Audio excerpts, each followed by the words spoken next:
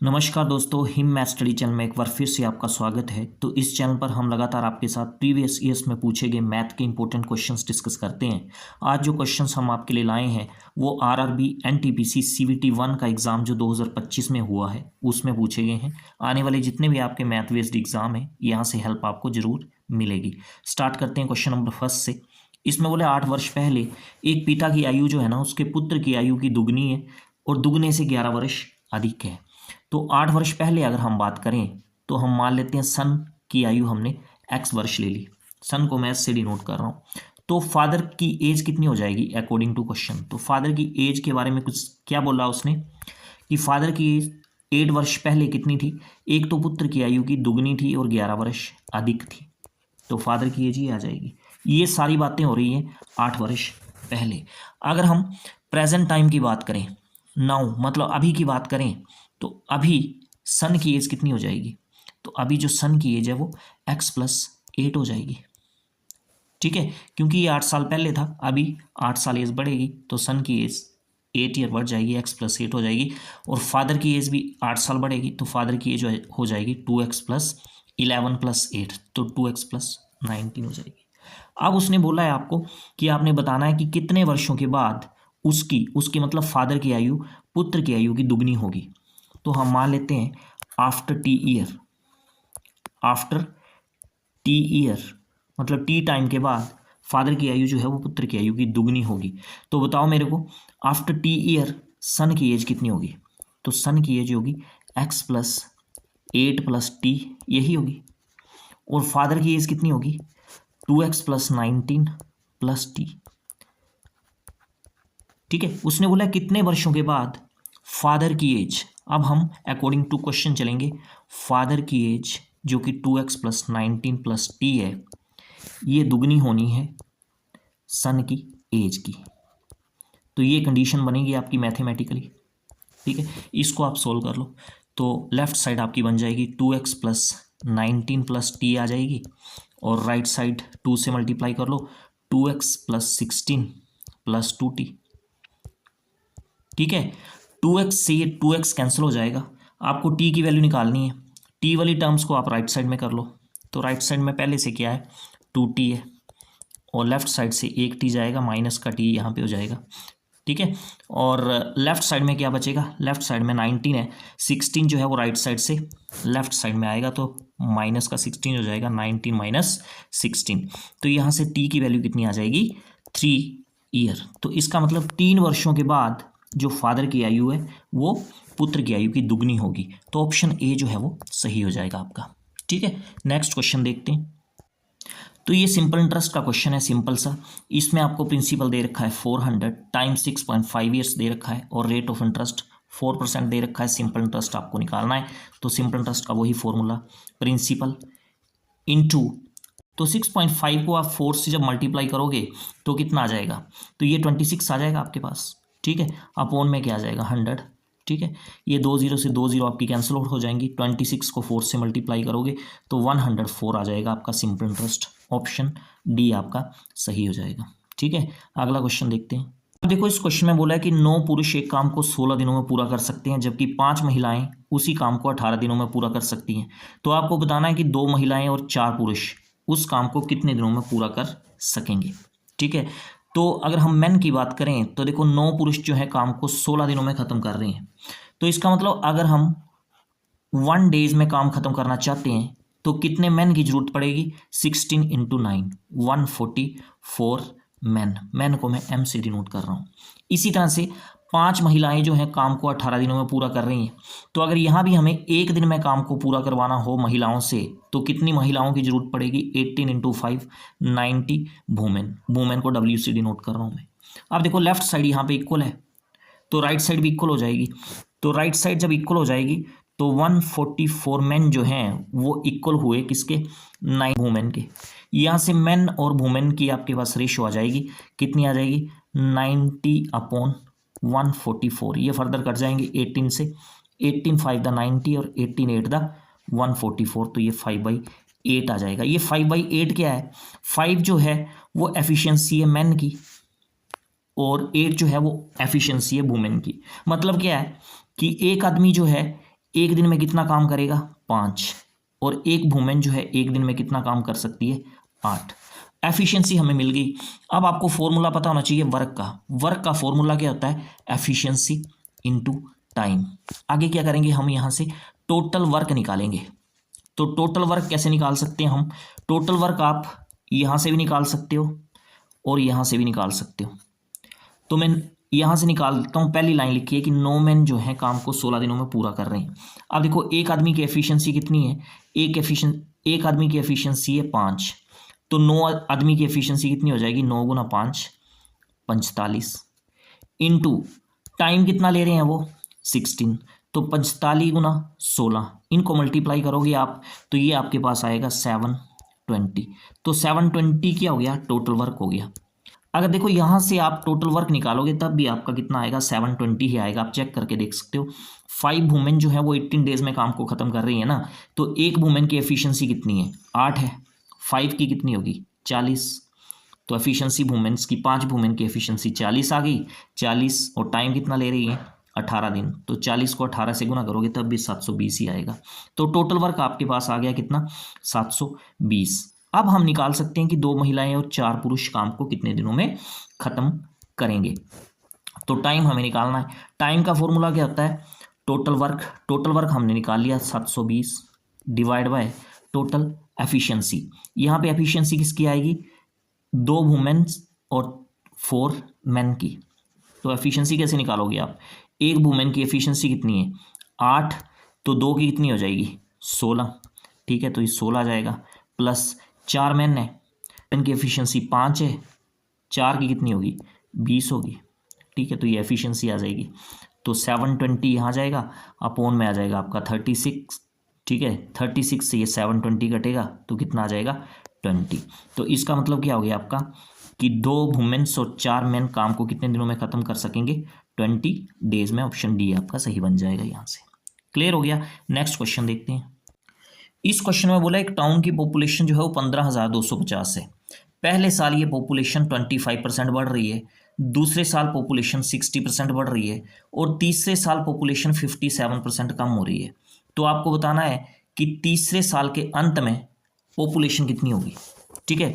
तो कैसे निकालेंगे ये, 15,250 लिख लो यहाँ पे, इनटू पहले साल की बात करें तो पॉपुलेशन क्या हो रही है 25% इंक्रीज हो रही है, तो यहाँ जाएगा 100 प्लस 25, तो 125 आ जाएगा अपॉन 100, इनटू दूसरे साल भी पॉपुलेशन इंक्रीज हो रही है 60%, तो न्यूमरेटर में आ जाएगा 100 प्लस 60 160 अपॉन 100, इनटू तीसरे साल पॉपुलेशन 57% कम हो रही है, तो 100 माइनस 57 करोगे तो 43 आ जाएगा अपॉन 100, ठीक है। इसको सोल्व करोगे आपका आंसर आ जाएगा। देख लो यहाँ से ये 2 जीरो से ये 2 जीरो तो आपकी कैंसिल आउट हो ही जाएंगी, 25 से ये 125 कटेगा, 5 आ जाएगा यहाँ पे, और ये 100 कटेगा, यहाँ 4 आ जाएगा, 4 से ये 16 कटेगा, यहाँ 4 आ जाएगा, और 4 से ये 100 कटेगा तो यहाँ 25 आ जाएगा, 25 से ये 1525 कटेगा तो यहाँ 61 आ जाएगा, 61 को आप 5 से मल्टीप्लाई करोगे तो 305 आ जाएगा, और इनटू 43 तो बचा ही हुआ है, ठीक है, ये वाला 43। अब आप इनको मल्टीप्लाई करोगे तो देखो 5 3 दा 15, वंस प्लेस पे क्या आएगा आपका 5 आएगा, तो आप ऑप्शंस में देख लो वंस प्लेस पे कहाँ पे 5 है, तो ऑप्शन ए जो है वो यहाँ पे वंस प्लेस पे 5 है, बाकी किसी भी ऑप्शन में वंस प्लेस पे 5 नहीं है, तो ऑप्शन ए जो है यहाँ पे आपका सही हो जाएगा। वैसे भी आप 305 को 43 से मल्टीप्लाई करोगे तो आपके पास 13,115 ही बनेगा, ठीक है। अगला क्वेश्चन देखते हैं। इस क्वेश्चन में आपको बोला है कि यदि किसी राशि पर दूसरे वर्ष के दौरान अर्जित ब्याज जो है वो 5,916 है और ब्याज दर जो है वो 20% वार्षिक चक्रवृद्धि ब्याज है, तो राशि क्या होगी। प्रिंसिपल आपको यहाँ पे निकालना है। तो देखो प्रिंसिपल अगर हम 100 मान लें, प्रिंसिपल अगर हमने 100 मान लिया तो फर्स्ट ईयर में आपका कंपाउंड इंटरेस्ट कितना होगा, तो क्योंकि कंपाउंड इंटरेस्ट आपका 20% पर एनम है, तो पहले साल आपका कंपाउंड इंटरेस्ट कितना हो जाएगा 100 का 20% 20 ही होगा, ठीक है। और दूसरे साल कंपाउंड इंटरेस्ट कितना होगा 20, तो यहाँ पे होगा ही, 20 पे फिर से इंटरेस्ट लगेगा 20% का, तो 20 का 20% कितना होगा 4 होगा, ठीक है, क्योंकि कंपाउंड इंटरेस्ट में क्या होता है, ब्याज पे ब्याज लगता है। ठीक है, तो दूसरे साल जो आपका कंपाउंड इंटरेस्ट होगा वो कितना होगा, 24। बात आ गई आपको समझ में। और एक्चुअल में आपका जो कंपाउंड इंटरेस्ट है दूसरे साल वो कितना है, 5,916। इसका मतलब ये जो 24 रेशो है इसकी वैल्यू हमें मिल गई कितनी, 5,916। ठीक है, एक रेशो की वैल्यू आपको निकालनी है, कितनी आ जाएगी, 5,916 अपॉन 24 आ जाएगा। आपको निकालना क्या है, प्रिंसिपल। प्रिंसिपल की रेशो हमने 100 ली है, 100 रेशो की आपको वैल्यू निकालनी है। तो यहाँ से कितनी आ जाएगी, ये ₹5,916 अपॉन में आ जाएगा आपका 24 इंटू आ जाएगा 100। ठीक है, 4 से काट लो, 4 6 द 24 हो जाएगा। इसको काट लो 4 से, 4 1 द 4 1 बचा बना 19, 4 4 द 16, 3 बचा 31, 4 7 द 28, 3 बचा बना 36, 4 9 द 36। ठीक है, 6 से ये काट लो आप 1479 को, तो कितना आ जाएगा, 6 2 द 12, 2 बचा बना 27, 6 4 द 24, 3 बचा बना 39, 6 6 द 36, 3 बचा, पॉइंट लग गया तो 3 का 30 बन गया, 6 5 द 30, तो 246.5 इंटू 100, तो ये आएगा, इसको मल्टीप्लाई करोगे तो ये आएगा आपका 24,650 रुपये। तो ये आ जाएगा आपका प्रिंसिपल। ऑप्शन ए जो है आपका सही बन जाएगा यहाँ से। क्लियर हो गया। नेक्स्ट क्वेश्चन देखो। अच्छा, इस क्वेश्चन में बोला एक ट्राइंगल है ABC, तो साथ साथ में हम फिगर भी ड्रॉ कर लेते हैं। एक ट्राइंगल बना लेते हैं ABC, तो ये मैंने A ले लिया, ये B ले लिया और ये C ले लिया। बोला है BD परपेंडिकुलर ऑन AC, तो BD जो है AC लाइन पे क्या है, परपेंडिकुलर, तो ये एंगल जो है 90 डिग्री का हो जाएगा। एंड एंगल DBC 55 डिग्री, ये जो एंगल है DBC ये आपको दे रखा है कितना, 55 degree. E is a point on BC, तो BC पे कोई पॉइंट है आपका E, तो ये हमने E पॉइंट ले लिया। सच दैट एंगल CAE, तो A को E से आपको ज्वाइन करना पड़ेगा, तो ये जो एंगल है CAE, ये एंगल दे रखा है उसने आपको कितना, 56 डिग्री। ठीक है, तो आपको एंगल कौन सा निकालना है, AEB। AEB मतलब ये वाला एंगल आपको फाइंड आउट करने को वो बोल रहा है। अब देखो, मान लो ये BD और AE एक दूसरे को कहाँ पे इंटरसेक्ट कर रही हैं, O लाइन पे। ठीक है, तो ये वाला एंगल जो है एंगल ADO, ये वाला एंगल कितने का होगा, अगर ये एंगल 90 का है एंगल CDO, तो एंगल ADO कितने का होगा, 90 का होगा। तो आपके पास ट्राइंगल AOD, इसके दो एंगल आपको मिल गए, एक 56 डिग्री, एक आ गया आपका 90 डिग्री। ठीक है, तो 56 प्लस 90 कितना हो गया ये, तो ये हो गया आपका 146। तो आपको पता है ट्राइंगल के तीन एंगल का सम कितना होता है, 180 डिग्री। तो ये एंगल कितने का होगा, ये एंगल जो होगा एंगल AOD वो कितना का होगा, 34 डिग्री। ठीक है, अगर ये एंगल 34 का है तो ये एंगल भी क्या होगा, 34 डिग्री का होगा, क्योंकि क्या है ये वर्टिकली अपोजिट एंगल, तो ये एंगल 34 डिग्री आ गया। अब ट्राइंगल BOE, इसके भी आपको दो एंगल मिल गए, एक ये वाला एंगल DBC जो आपको दिया था 55 डिग्री, और एक आ गया आपका 34 डिग्री। तीसरा एंगल जो आपको पूछा है AEB, वो आप निकाल सकते हो। तो 55 और 34 इनका सम कितना हो जाएगा आपका, तो इनका सम हो जाएगा आपका 89। ठीक है, तो इसका मतलब ये तीसरा एंगल कितना हुआ, 89 में कितना प्लस करोगे कि 180 आ जाए, तो 91। तो इसका मतलब जो एंगल आपको पूछा है AEB वो होगा 91 डिग्री का। ऑप्शन डी जो है वो सही बन जाएगा आपका। ठीक है, नेक्स्ट क्वेश्चन देखो। इसमें बोला if the radius of sphere is half, अगर किसी स्फीयर का रेडियस हम हाफ कर दें तो find the ratio of volume of the original sphere with that of the new sphere. तो आपको रेशियो निकालनी है किसकी, ओरिजिनल स्फीयर और न्यू स्फीयर की। तो OS लिख लिया यहाँ पे, OS क्या है यहाँ पे, ओरिजिनल स्फीयर, और इसकी रेशियो ले ली हमने किसके साथ, न्यू स्फीयर। ठीक है, वॉल्यूम यहाँ निकालना है। तो जो स्फीयर होता है उसका वॉल्यूम क्या होता है, 4/3 πr³। तो जो ओरिजिनल स्फीयर है उसका रेडियस हमने क्या ले लिया, r ले लिया। और उसने बोला है जो नया स्फीयर है उसके रेडियस में क्या चेंज कर रहे हैं, उसका रेडियस जो है वो हाफ कर दे रहे हैं। तो नए स्फीयर का वॉल्यूम क्या हो जाएगा, 4/3 पाई, तो अगर r का हाफ करेंगे तो r/2 आ जाएगा। और होल क्यूब आ जाएगा। ठीक है, ये 4/3 से 4/3 कैंसिल, पाई से पाई आपका कैंसिल आउट हो जाएगा।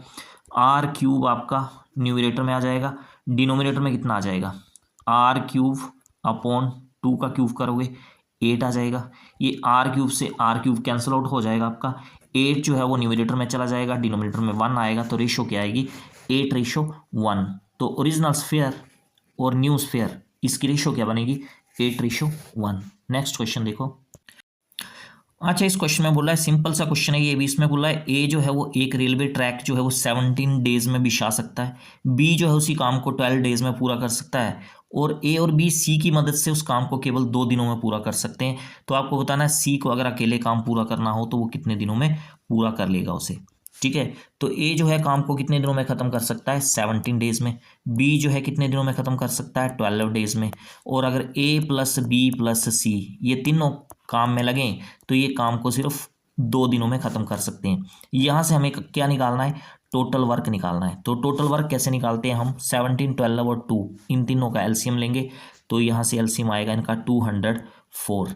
आगे हमें इनकी एफिशिएंसी निकालनी है, तो सबसे पहले ए की एफिशिएंसी निकालेंगे, कितनी हो जाएगी, टोटल वर्क 204 अपॉन 17, तो ये 12 आ जाएगी एफिशिएंसी ए की, बी की एफिशिएंसी 17 आ जाएगी, और सी ए प्लस बी प्लस सी की एफिशिएंसी कितनी आ जाएगी 204 अपॉन 2, तो 102 जो है वो इन तीनों की इकट्ठी एफिशिएंसी आ जाएगी। तो अगर हमें सी की एफिशिएंसी यहाँ से निकालनी हो तो सी की एफिशिएंसी कितनी बन जाएगी, ए प्लस बी की एफिशिएंसी कितनी है 17 + 12 29, ठीक है, और तीनों की एफिशिएंसी जो है वो 102 है, तो सी की एफिशिएंसी कितनी बनेगी, 102 में से 29 माइनस करोगे आप कितना आ जाएगा 73। तो सी की एफिशिएंसी निकल गई। जब सी की एफिशिएंसी निकल गई तो हम ये पता कर सकते हैं कि सी काम को कितने दिनों में पूरा कर सकता है। तो सी कितने दिनों में काम को पूरा करेगा, टोटल काम तो हमने निकाल लिया है 204 है, और सी की एफिशिएंसी कितनी है 73।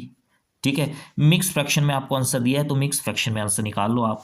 तो 73 को आप 2 से मल्टीप्लाई करोगे तो कितना आ जाएगा, ये 146 आ जाएगा ये। तो 204 होने के लिए कितना बचा, तो 58 बचा। तो 2 and 58/73 डेज, तो इतने डेज लेगा सी अकेला, अगर सी को अकेले अगर काम खत्म करना है तो। ठीक है, तो ऑप्शन डी जो है यहाँ पे सही बन जाएगा आपका। ठीक है, अगला क्वेश्चन देखते हैं।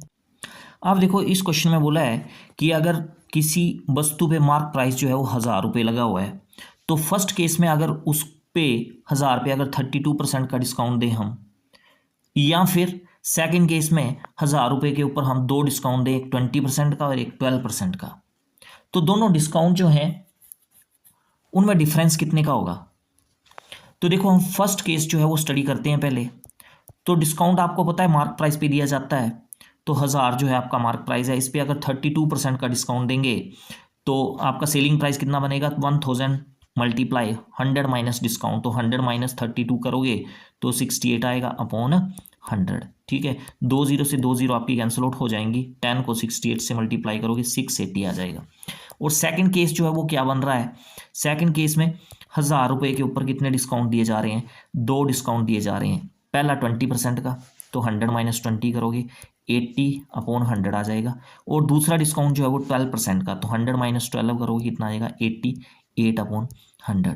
तो यहाँ पे आपका जो सेलिंग प्राइस बनेगा वो कितना बनेगा, देखो ये 1 2 3 4 4 0 से 4 0 आपकी कैंसिल आउट हो ही जाएंगी, 88 को 8 से मल्टीप्लाई करोगे तो 704 आ जाएगा। तो यहाँ पे सेलिंग प्राइस 680 बन रहा है फर्स्ट केस में, और सेकंड केस में सेलिंग प्राइस 704 बन रहा है। अब दोनों में डिफरेंस कितने का है, तो दोनों में आप डिफरेंस देखोगे तो ये 24 रुपीज़ का है। ऑप्शन बी जो है आपका सही यहाँ पे बन जाएगा।